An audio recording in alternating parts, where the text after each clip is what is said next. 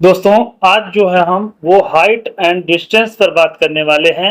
Height and distance के वो सारे प्रश्न बताएंगे, इजीली तरीके से बताएंगे जो आपके एग्जाम में पूछे जाते हैं और किस तरीके से आप इजीली इनको सॉल्व करेंगे, ये सब बातें आपको इसमें बतानी चाहिए।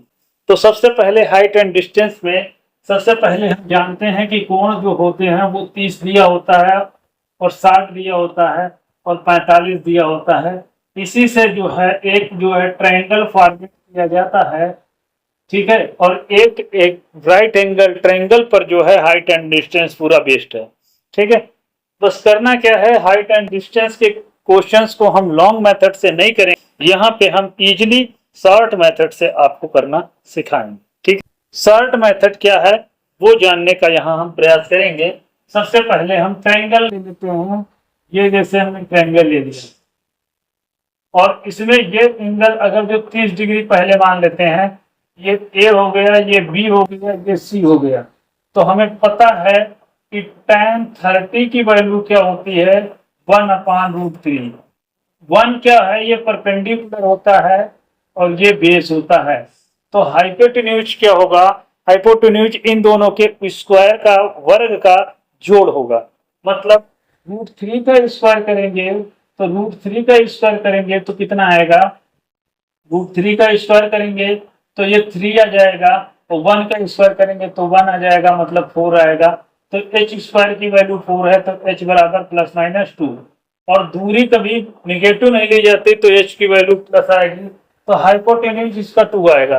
लेकिन पहले ये ध्यान रखिएगा, परपेंडिकुलर इसका क्या होगा 1, मतलब 30 डिग्री के सामने वाला 1 होगा और 30 डिग्री के नाम सामने जो भी होगा वो √3 होगा, ठीक है। ये वाला एंगल 90 है, ठीक है, ये ध्यान रखिएगा। हो गया, और ये वाला एंगल कितना बचेगा, ये भी 60 डिग्री बचेगा। अगर जो 30 डिग्री के सामने 1 है तो 60 डिग्री के सामने √3 होगा। एक चीज ध्यान रखिएगा, 30 डिग्री के सामने क्या होगा, ये भी √3 होगा। तो 60 के सामने √3 है, 30 के सामने 1 है, बस ये ध्यान रखिएगा।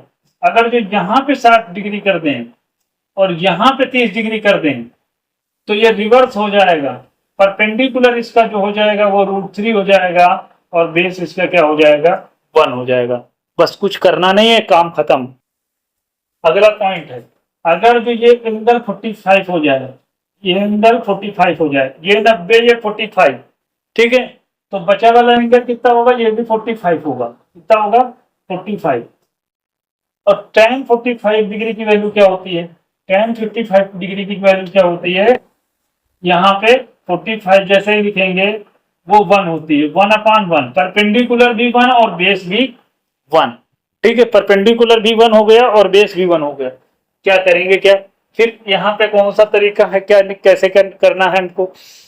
तरीका ये है कि आप इस क्वेश्चन को डायरेक्ट ही, मतलब इस फॉर्मूले को आप डायरेक्ट ही यूज करेंगे जा करके। इन तरह के जो फॉर्मूले हैं, इस तरह का जो भी मेथड है, इस तरह का जो भी ट्रिक है, इसको डायरेक्ट आप क्वेश्चंस में अप्लाई करेंगे, आपका आंसर आएगा।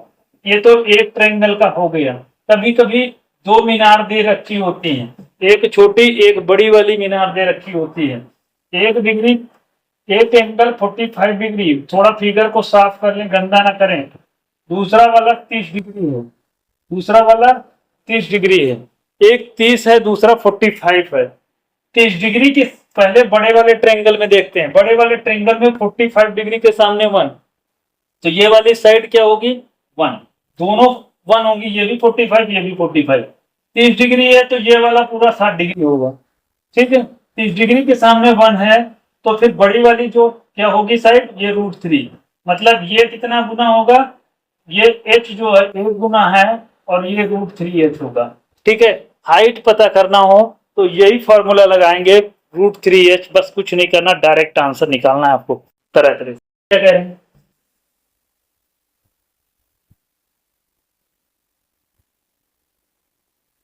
देखिए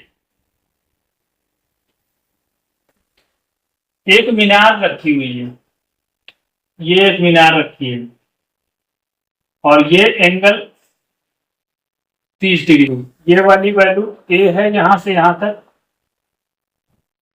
और ये मीनार के आधार से ये दूरी बी है, ठीक है।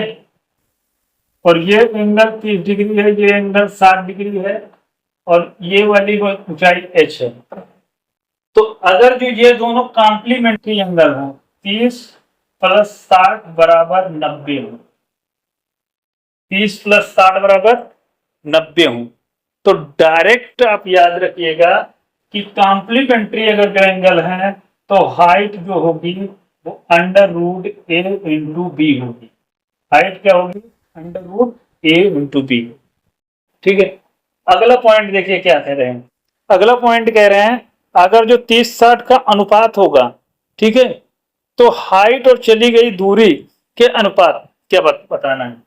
ये वाली चली गई दूरी है, ये वाली चली गई दूरी है, चली गई दूरी मतलब एक आदमी यहां से चल के यहां पे पहुंचाया, तो बची वाली दूरी ये है, ये बची वाली दूरी है, ठीक है, ये बची दूरी है, और ये वाला क्या है? ऊंचाई। तो चली दूरी ए है, चली दूरी रेशियो बची दूरी रेशियो ऊंचाई, इसका जो है वैल्यू निकल के जो आने वाली वह है, ये वैल्यू क्या निकल के आने वाली है? इधर निकल के आता है 2:1/√3।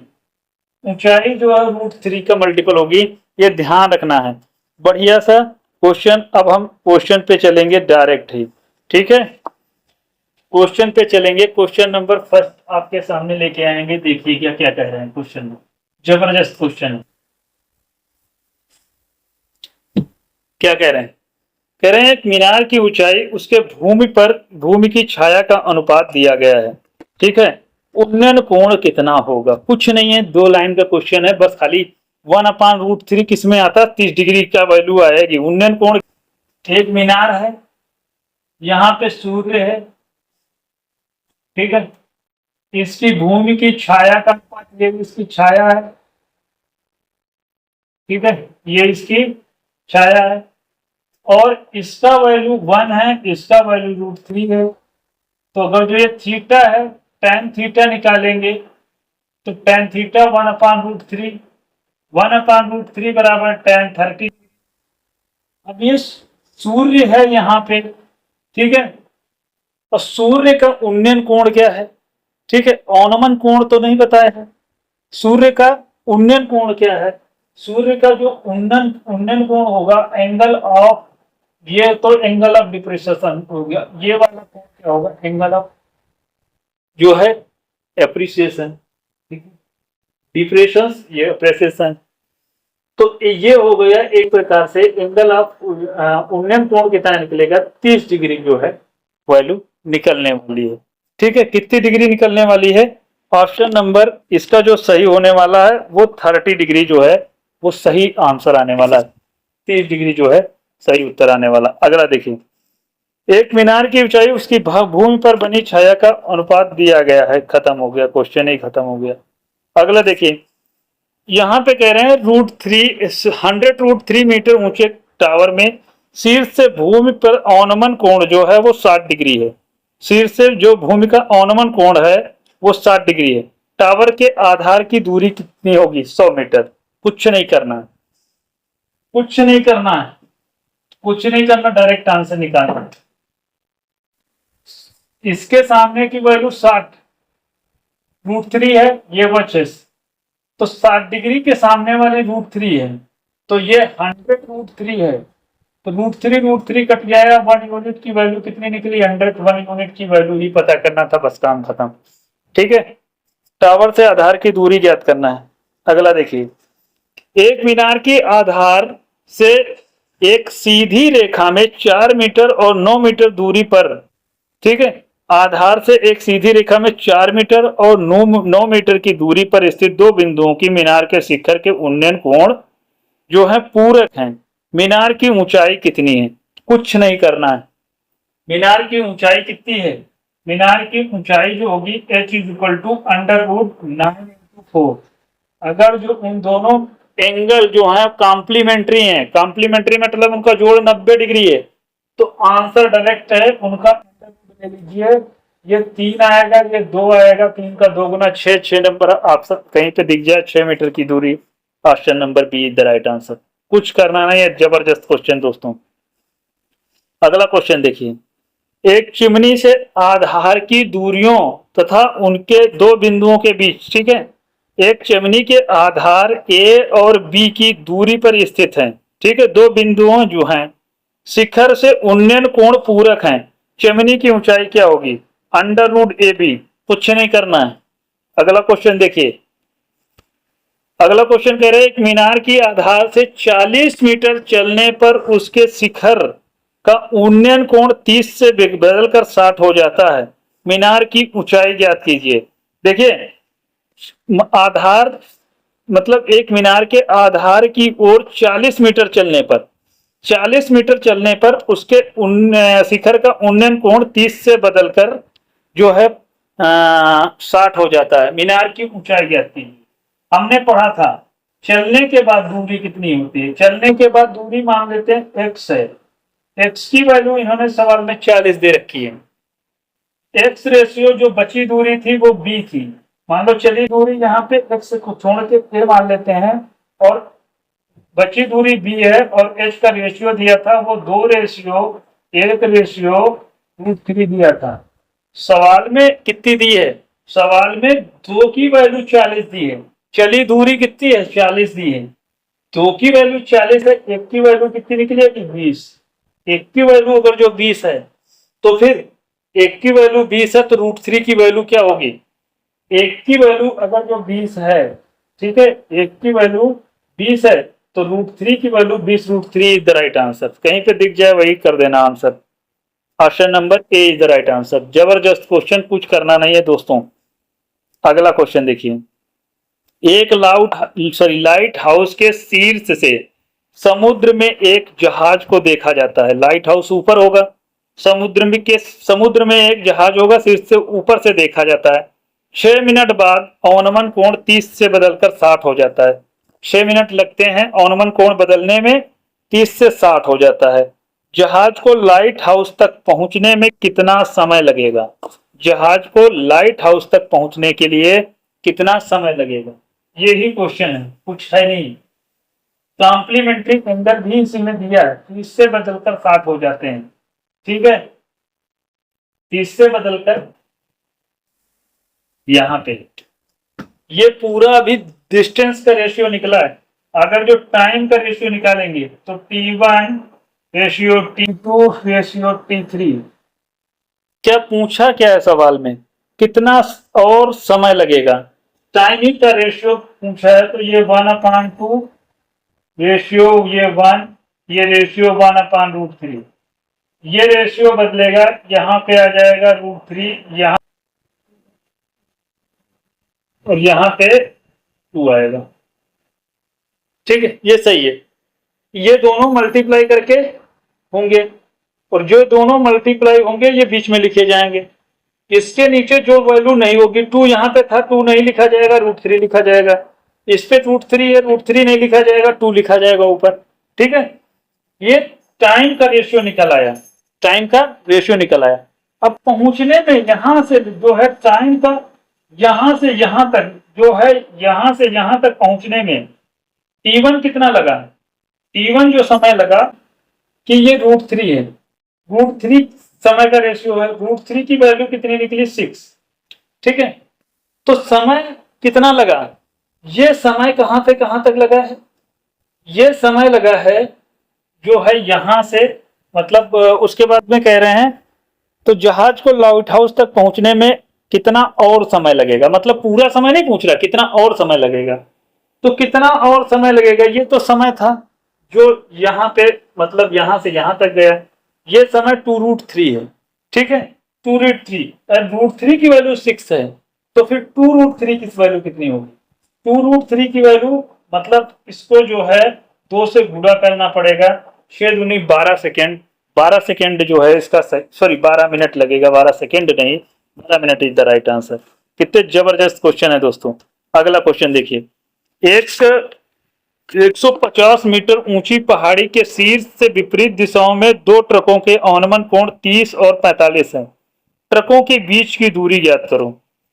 160 मीटर ऊंची जो है एक पहाड़ी है, ठीक है, शीर्ष से के विपरीत, शीर्ष के इसके विपरीत दिशाओं में स्थित दो ट्रकों के ऑनमन कोण इतने इतने दे रखे हैं। ठीक है, दो ट्रकों के एक प्रकार से ऑनमन कोण इतने इतने दे रखे हैं। देखिए कोई क्वेश्चन,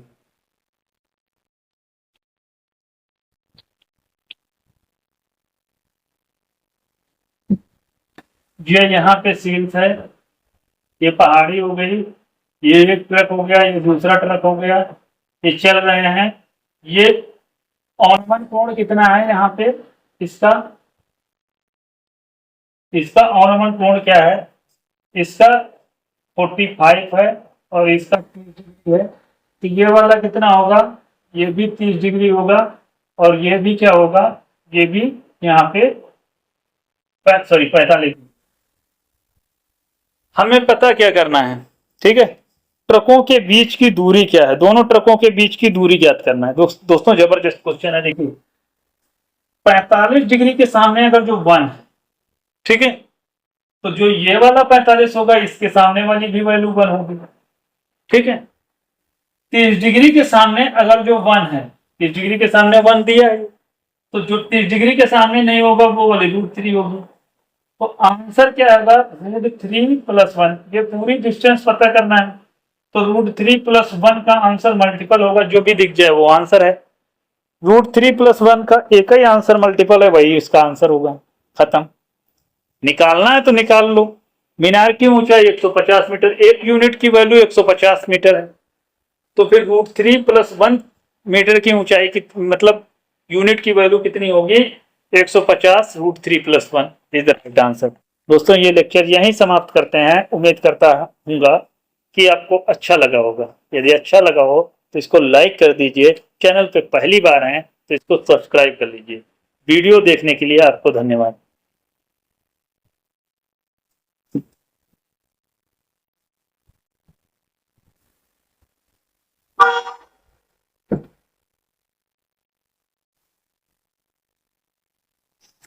अगला क्वेश्चन देखिए क्या